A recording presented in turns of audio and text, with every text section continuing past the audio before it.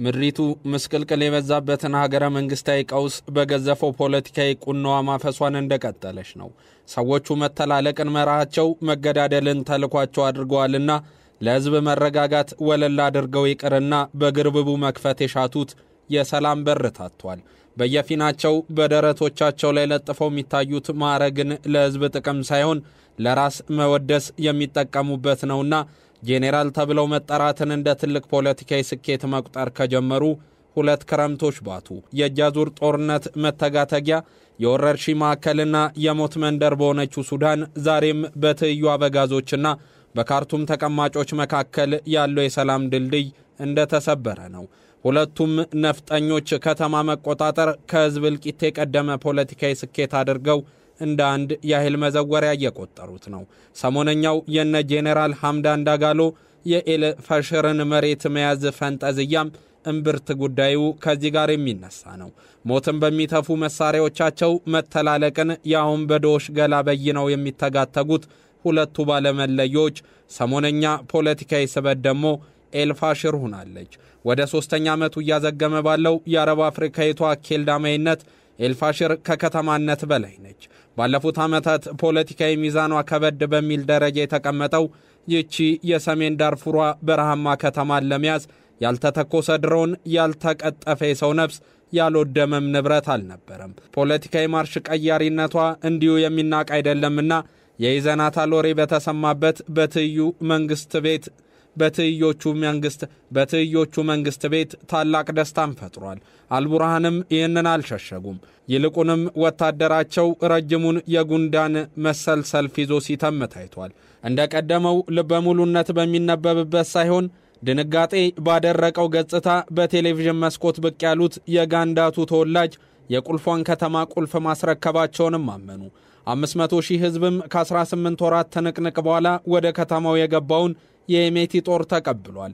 ገዢ ቦታን ለመያዝ የተደረገ ስልታዊ ማፈግፈግ ነው ሲሉ መሸነፋቸውን ባንደበታቸው ለመግለጽ ያልደፈሩትና በወታደራዊ ሳይንስ አስተምሮት ሊሸፍኑት የፈለጉት አልቡርሃንም ደግመን ከተማዋን እንቆጣጠራለን ሲሉ ሌላ እልቂት ምዕራፍ በዛ መከረኛ ህዝብ ላይና በዛች ከተማ ላይ እንደሚከፈት አስታውቋል። ሞቃታማዋ ምድር በደናው ወቅት የፍራፍሬና የሰብል ዘሮች የሚሸጡባት፣ ስደተኞች በነጫጩ ድንኳኖቻቸው ውስጥ ሆነው ነገን የሚያልሙባት የዳርፉር ሱልጣኔት ምንጭ ነበረች። አሁን ግን ሁሉም ነገር ወደ ነበረች ተለዋውጧል። የ18 ወራት ቀበያ ደቀቃት፣ ምናልባትም ከሌኒንግራንድ ከበባ በባሰ የከተማነት መልኳን የነጠቃት ሁለቱ ጄኔራሎች ለኔ ብለው ወደ የራሳቸው የሚስቧት የመከራ ምድር ሆናለች። ሳውዲ የምትዘውረው የኢሚሬቶች የጥፋት ቤንዚን የሚያቀጣጥለው የግብጽ የፖለቲካ እጆች የሚያቦኩት የሱዳን ጦርነት ትኩረት መነፈጉና ለፖለቲካ ጠረጴዛ ለመዋሉ የሞት ደጃፎች አለመዘጋታቸውንና ይልቁንም ተባብሰው መቀጠላቸውን አመላካች ሆኗል።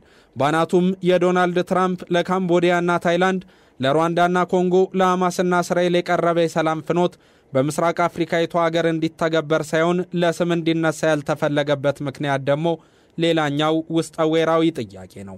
ዓለምን ለማረጋጋት በሰራው ስራ ኖቤል ልሸለም ወርቅም ባንገቴ ሊጠልቅ ይገባ ነበር ያሉት ፕሬዚዳንቱ በሱዳን ጦርነት ክሱቱ ነው አለመታየታቸውን ከሳውዲና ኤሚሬቶች የትሪሊየን ዶላር ስምምነት ጋር የሚያገናኙ ታዛቢዎች ነገርየው ከጥቅም ጋር የሚያያዝ ነው እንዲሉ አስገድዷቸዋል። ባጭሩ ዶናልድ ትራምፕ በዛ ሀገር ጦርነት አንጋች ሆነው የመክትና አንክት ድቤን ከሚጎስሙት አቡዳቢና ሪያድ ጋር መኳረፋቸው የወል ስትሪት ቢዝነሳቸውን ገደል የሚከትነውና ሱዳን የተባለች ሀገር በዓለም ካርታ ጭምር የመኖሯን እውነታ ለማመን አይደፍሩም። በቃ የሱዳን ሐቂቃ እንዲህ ያለ ሆኗል።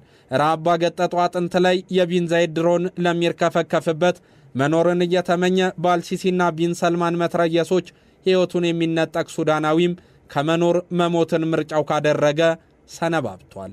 ስናር መከራዋ በስቷል። ሰርክ፣ ሞት፣ መሰደድና መፈናቀልም አለ። የተባበሩት መንግስታት የቀውስ ሪፖርቶችን አውራነት የተቆጣጠረችው ሀገር በአጭር ጊዜ ሰላሟን ታገኛለች ብሎ መጠበቅም መና ከሰማይ እንደማፈስ እየተቆጠረ ነው። የጦርነት እጥፋት ቀያሽ የኃይል አሰላለፍ ሁነኛ ሚዛን ተደርጋ በተዋጊዎች ዘንድ የምትቆጠረው ኤል ፋሽር ደግሞ ለተረኛው ጦር በሯን ከፍታለች። መለዮ ለባሾቹ በተነባባሪ ችግር ሀገሪቷንም እያመሷት ነው። አንተምተው የሚል የጠፋበት የካርቱም አዙሪት ጠኔ ነክሶበት ሚሊዮኖችንም በረሃብ አለንጋ እያረገፈ ነው። ፖለቲካ ይሉት ሳይንስን የማይረዱ መንበርና ስልጣን ስለሚባሉ ነገሮች ሰምተው የማያውቁ ንጹሃን ዛሬ ለሁለቱ ጄኔራሎች የስልጣን መደላደል እየተጎሳቆሉ ነው። ደሞም መጎሳቆላቸው ለበጎ ሳይሆን ፖለቲካ ጀርባዋን አዙራባቸው ለመናጥ ሆነባቸው። ጤና ጣቢያዎች ወደ አመድነት ተለውጠዋል። ዕውቀት የሚለገስባቸው ትምህርት ቤቶች በጦርነት ምሽግነት ተቀይረዋል። እናትም ደረቅ ጡቷን የምትለግሰው ሕፃን ልጅ ትንፋሽ መሳብ አቅቶት ሲሞት ታይቷል። ታዲያ በዚህ ሁሉ ቀውስ ውስጥ ከአፍሪካ ህብረት እስከ ተባበሩት መንግስታት ድርጅት ያሉ ተቋማት ባለፍ ገደም ከሚያወጡት መግለጫና ጦርነት አቁሙ ከሚለው አሉ ለመባል ከሚባል ንግግር ባለፈ ምንን አመጡ ብሎ መጠየቅ ዛሬም የብዙዎች ሆኗል። የዞኖች ፍትጊያ ሆነና ነገሩ የሁለቱ መለዮ ለባሾች ፖለቲካዊ ዕውቀት አጠርነት የተዳመረበት የሱዳን ጦርነት ትርፉ ለንጹሃን እየሆነ ነው። አዎ ህዝብን እንደ ሳር እየረገጡ መኖርን ልማድ ካደረገ የከራረመ የሆነው የአልቡርሃንና የሜቲ አኗኗር በሁለቱ ጄኔራሎች የስልጣን ሽሚያ እየተደቆሰች ያለችውን ሱዳን ግጭት አበርትቶባት ራብና ጦርነትም ነክሰውባት የሰላም አየር እንዲርቋት አድርጎባታል። በጦርነቱ መጀመሪያ ላይ ብሔራዊ ጦሩ ጥቃት በርትቶበት ፖርት ሱዳን በተባለች የቀይ ባህር አቅራቢያ ባለች ውብ ከተማ መቀመጥ ግድ ሆኖበት ነበር። አሁን ደግሞ ነገሩ እየተባባሰ ሲመጣ ኤልፋሽርን እንዲለቅ ተገዷል። ካርቱምን አስለቀቅን ብለው በፈንጠዝያና በፈገግታ ተሞልተው የወጡት አዛውንቱ ጄኔራል ዛሬ ኤልፋሽርን ደግሞ ሲቀሙ ክው ብለዋል። አዎ ሁለቱም እልቂት ታርቃቂና ግጭት ጠማቂነታቸው ዛሬም እንደቀጠለ ነው።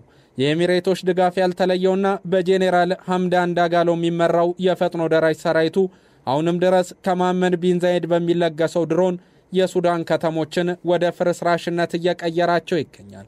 የተባበሩት መንግስታት ድርጅትም በሰሞነኛው የዛች ሀገር የቀውስ ሪፖርቱ የፈጥኖ ደራሽ ኃይሉ ሰብአዊነትን በገፈፈ መንገድ እልቂትን ሲያዘንብሏል ብሎታል። ለዚህ ክስ የፈጥኖ ደራሽ ኃይሉ ክፉኛ ማስተባበያን የሰጠ ቢሆንም ለጋዛ እልቂት በየቀኑ የሚሰበሰቡ የዩክሬን ሰላም ማሳስቦት የኒውዮርኩን መስሪያ ቤት የሚያጨናንቀው የዓለም ፖለቲከኛም የሱዳንን እልቂት በወፍ በረር ከማየት የዘለለ መረር ያለ ውሳኔ እንዲተላለፍ ግፊት አለማድረጉ በርካቶች ትችት እንዲሰነዝሩበት እያደረገም ይገኛል። በቃ የዓለም ፖለቲካ እንደዚህ ሆኗል። በስርዓትና በመገዳደር መንፈስ ውስጥ ሆኖ ላልተቃኘ ሀገር ሁሌም ፖለቲካን ዓለም ትነፍገዋለች። ለመሆኑ ካልፈሽር መያዝ በኋላ የሱዳን ወታደራዊና ፖለቲካዊ ቁመና እንዴት ያለ ሊሆን ይችላል? የጀርመን የውጭ ጉዳይ ሚኒስቴር ሄሜቲን አውግዣለሁ የሚል መግለጫን አውጥቷል። አንቶኒዮ ጉቴሬሽም እልቂቱ ከፍቷልና ሁለታችሁም የወደራችሁትን ጠመንጃ ዘግዝቁ ብለዋል። እውነታው ግን በግድያና በደም የሚጸና ስልጣን ማቆየት ነውና ለዚህ አቁሙ ለሚል ልቦና ከሄሜቲም ሆነ አልቡርሃን የሚጠበቅ አይደለም።